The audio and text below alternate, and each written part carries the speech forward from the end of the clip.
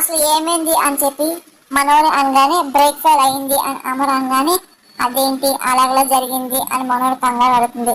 ఎవరో కావాలని కట్ చేశారు బాగి అనగానే ఎవరు మిస్ అమ్మ ఇంటికి దిష్టి తగిలింది నేను గ్యాస్ సిలిండర్ ఇదిగో ఇదేమో కార్ యాక్సిడెంట్ పంతులను పిలిపించి శాంతి పూజ చేస్తే బాగుండేమో అని మనోహర్ అనగానే అంత టెన్షన్ తీసుకోవాల్సిన అవసరం లేదులే మనోహరి ఇంటికి దిష్టి పెడతారు ఎవరు ప్రాణం సృష్టిస్తున్నారో 10 నిమిషాలు మొత్తం తెలిసిపోతుంది అని బాగి అనగానే 10 నిమిషాలు ఎలా తెలిసిపోతుంది అని మనోహర్ అనగానే పాదు రాతోడు వెళ్ళి సిసిపి చూడడానికి వెళ్ళారు అని చెప్పి జరిగిన విషయం అంతా బాగి ఇంకా మొత్తం చెప్తూ ఉంటుంది. ఆయన ఆకాశ జామెట్రీ బాక్స్ కొనుక్కోవడానికి మధ్యలో స్టేషన్ షాప్ లో కాసేపు ఆగారంట.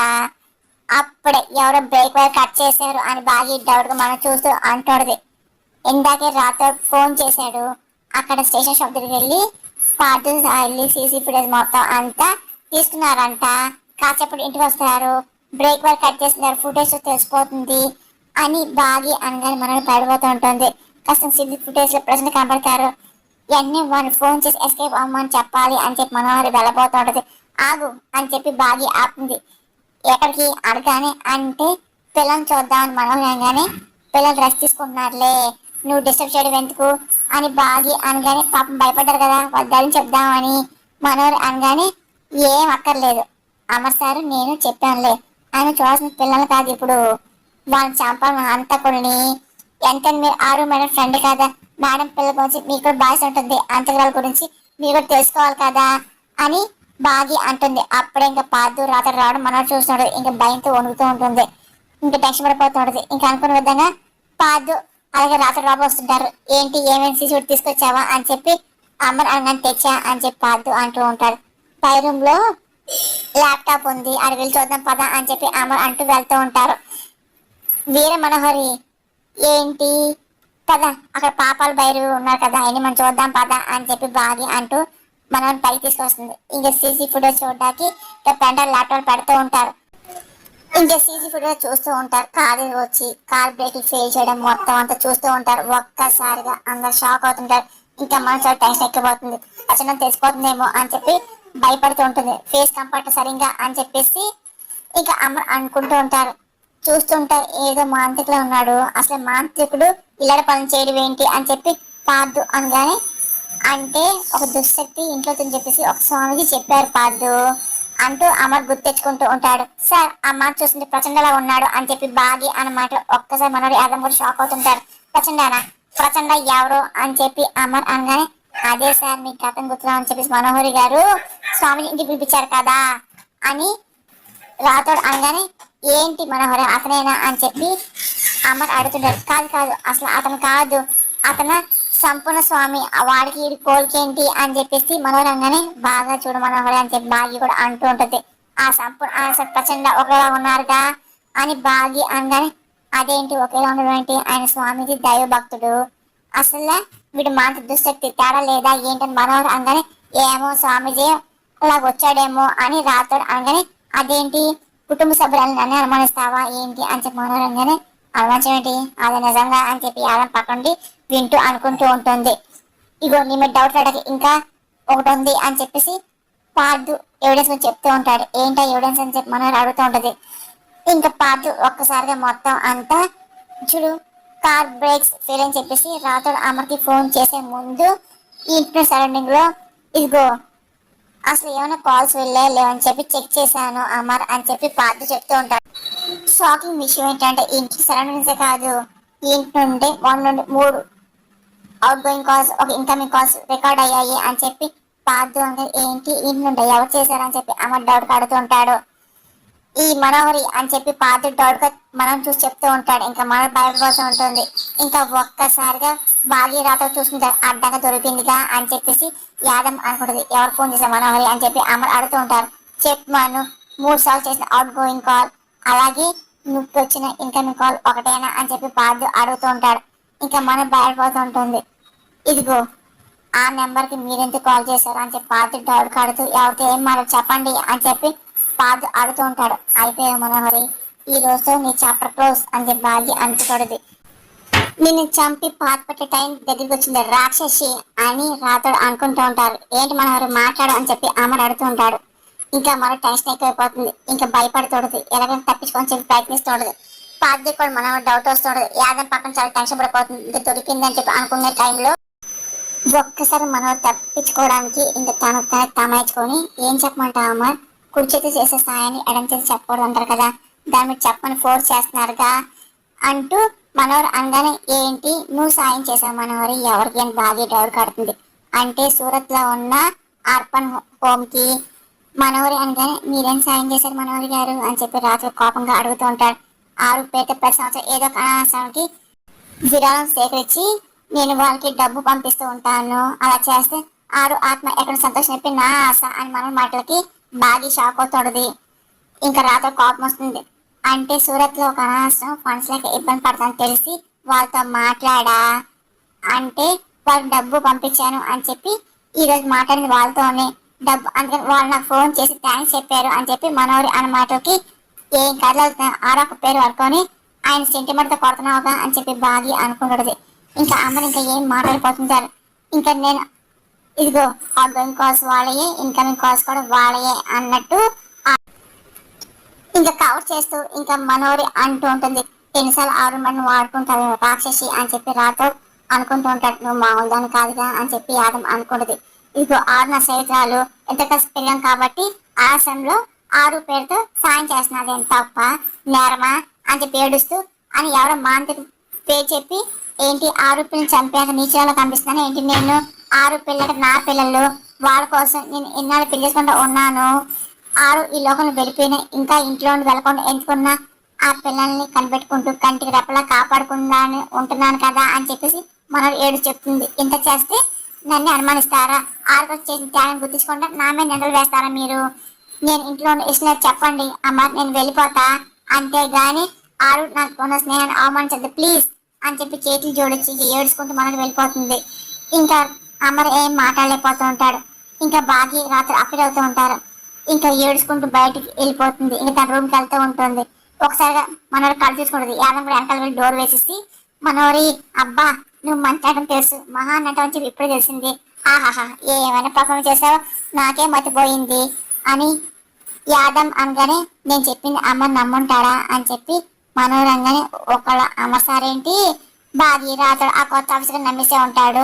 ఎప్పుడు నీ పక్కన ఉండే నాకే డౌట్ వచ్చింది, ఆరు మేడం చంపింది నువ్వేనా, ఆ పిల్లను హత్యాపం చేసింది నువ్వేనా అని చెప్పేసి యాదం అన్న మాటలకి ఆయన అమ్మని నమ్మడే చెప్పు నాకు అమ్మని నమ్మకం నాకు ముఖ్యం అని చెప్పి మనోరంగానే అన్నిసార్లు ఆరు మేడం పేరు చెప్పాక అమ్మసారి నమ్మకుండా ఉంటాడేంటి సిద్ధ అయిపోయి మనోహరి అని యాదం అనగానే నన్ను కాపాడుకోవడానికి ఆరు నాకు రక్షణ కవచం అందుకే దాని పేరు వాడా, కానీ ఆ పాది సామాన్ కాదు 10 నిమిషాలు సీసీ ఫుటేజ్ మొత్తం నా క్వాలిటీ సంపాదించాడు కదా.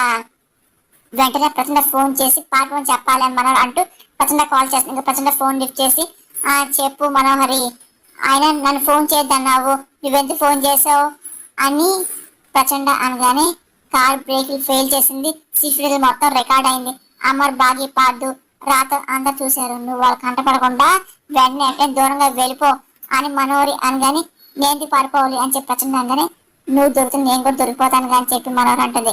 అది నీ సమస్య మనోహరి, నాకు నీకు ఎటువంటి సంబంధం లేని అన్నావు కదా అలాగే ఉండు అని ప్రచండ అనగానే ఏంట్రా అవుతున్నావు వచ్చాక చంపేస్తా అని మనోహర్ అన్న మాటలకి ఏడు బెదిరిసినావు నన్ను చంపడం నీ తరం కాదు ప్రచండ అనగానే ప్రచండ మనోహర్ చాలా టెన్షన్ గా ఉంది, అర్థం చేసుకో కోణాలు ఎవరు కనిపించకుండా ముఖ్యంగా అమ్మసారికి బాధ కనపడకుండా ఎక్కడైనా దాక్కో ప్రచండ నీకు మాకు మంచిది అని ప్రచండకి యాదం నచ్చుతుంది.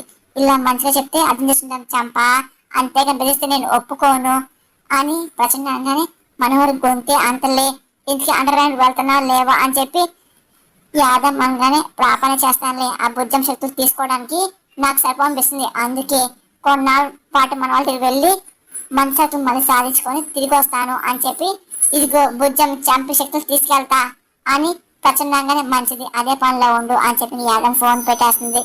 ప్రచండ ఇదిగో మంత్రికుల దగ్గర తాంత్రిక దగ్గర వెళ్తున్నాడు, ఆ పైన కనబడ్డ మామూలు వాళ్ళతో మనుషులు కాదులే రిలాక్స్ అవ్వచ్చు అని యాదం అనగానే ఇదిగో అమ్మ నన్ను నమ్మాడు ప్రచండ ప్రాబ్లం సాల్వ్ అయింది, కానీ బాగి రాత్రి పాదు కళ్ళు నా మీద ఉంటాయి వాళ్ళని ఏం చెయ్యాలి అని చెప్పి మనోడు ఆలోచిస్తూ ఉంటుంది.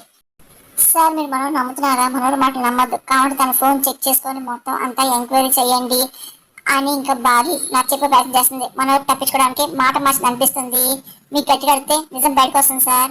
మనోడు ఫోన్ తీసుకొని తను ఎవరు కాల్ చేసిందో అది నిజంగా సూరత ఆలోచన కాదా కనుక్కోండి అని బాగి అనగానే నేను చేస్తే మనోడు అనుమానించినట్టు అవుతుంది మిస్ అమ్మ, ఆరు స్నేహం అవమానించినట్టు ఉంటుంది అని అమర్ అనగానే ఆరు మేడం స్నేహాన్ని అడ్డుపెట్టుకుని మనోడు నాటకాలు ఆడుతుంది అని బాగి అనగానే అవసరం తనకే ఉంది.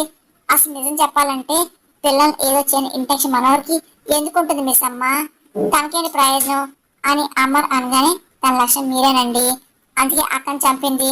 అదేం తెలుసుకున్నారు, మిమ్మల్ని చంపాలనుకుంది. ఇప్పుడేమో నిజం తెలుసుకుంది, ఆ ప్రచండ ద్వారా పిల్లల్ని చంపాలనుకుంది. కానీ అయితే ఏ సాక్ష్యాలు లేవు అని చెప్పి బాగి అనుకుంటూ ఉంటుంది.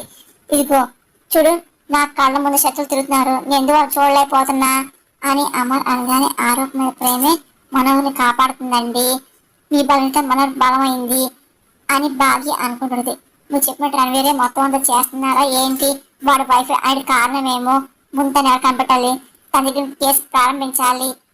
అమర్ అనగానే అవును రణవీర్ వాళ్ళ లాయర్ ఉండి తన వైఫ్ అడిగి సేకరిస్తున్నా కదా ఏమైంది అని బాగి అనే లాయర్ వెళ్ళారు. కానీ అక్కడ డివోర్స్ పేపర్లో ఫోటో మిస్ అయింది అమర్ అనగానే కావాలని మిస్ చేశారు సార్, తను పిలిచిన అయినా తన రిజిస్టర్ ఫోటో మిస్ అయింది. అలా హైదరాబాద్ లో డివోర్స్ చేసినారు, అక్కడ కూడా మిస్ అయింది. అంటే ఏంటి అంటే దొరకడం జాగ్రత్త పడుతుంది అని బాగి అనగానే నాకు అర్థమైంది, నాకంటే 2 అడుగులు ముందే ఉంది, నేను ఆలోచిస్తాను తను అలాగే ఆలోచిస్తుంది కదా అమ్మ అనగానే మీలా ఆలోచించిన తన వల్ల కాదులేండి, తను మీ కళ్ళ ముందు ఉంది కాబట్టి మీ ఆలోచన ముందే తెలిసిన జాగ్రత్త పడుతుంది అని బాగి అనుకుంటుంది. తను అతను ఏమైనా పట్టుకుంటా, అసలు ఆరు మర్డర్ మిస్టరీని నేను చేరిస్తా అని అమర్ అంటూ ఉంటారు. అప్పుడు ఇంకా రాతోడు వచ్చి సార్ ఇదిగోండి ఈ పెన్ డ్రైవ్ లో ఉన్న సీసీ ఫుటేజ్ మీ ల్యాప్టాప్ లో కాపీ చేశాను సార్ అని రాతోడు అనగానే ఓకే వెంటనే పోలీస్ స్టేషన్ వెళ్ళి ఆ పెన్ డ్రైవ్ ని పోలీస్ స్టేషన్ అప్ చెప్పి ఆ ఫుటేజ్ లో కనపడే మాంత్రికుడిని కనిపెట్టమని చెప్పండి అని, ఈ కెమెరా కనిపించని ఫేస్ వేరే కెమెరాలో క్లియర్ కనిపించవచ్చు, మన తొందర పట్టుకుంటే అసలు నేను దొరుకుతారు అని అమర్ అనగానే ఎలాగైనా పట్టుకొని చెప్పి పోలీసు చెప్తాను సార్ అని ఇంకా రాత్రి అంటే వెళ్ళిపోతూ ఉంటాడు. ఇంకా బాగి ఇంకా ఆలోచన పడుతుంది, ఆ మాట దొరికితే మనం దొరికినట్టేగా అని చెప్పేసి బాగి అనుకుంటూ ఉంటుంది. ఏంటి మనం నా మీద కోపం ఉందని పాదు అనగానే మీ మీద నాకెందుకు కోపం ఉంటుంది సార్, ఎంత పోలీసుని క్రిమినల్ కదా మనోరు అనగానే మను మీరు క్రిమినల్ ఏంటి అని పాదు అనగానే ఇందాక నా కాల్ రికార్డ్ చేసి గుచ్చి గుచ్చి అడిగారు, ఆ పిల్లలు నేనే చంపాలనుకున్నా చెప్పేసి ఓ మాట్లాడారుగా అని మనోరు అనగానే అది నా ఇన్వెస్టిగేషన్ నా జాబ్ అన్నట్టు పాడతానని నన్ను సస్పెక్ట్ చేశారుగా అని మనోరు అంటుంది.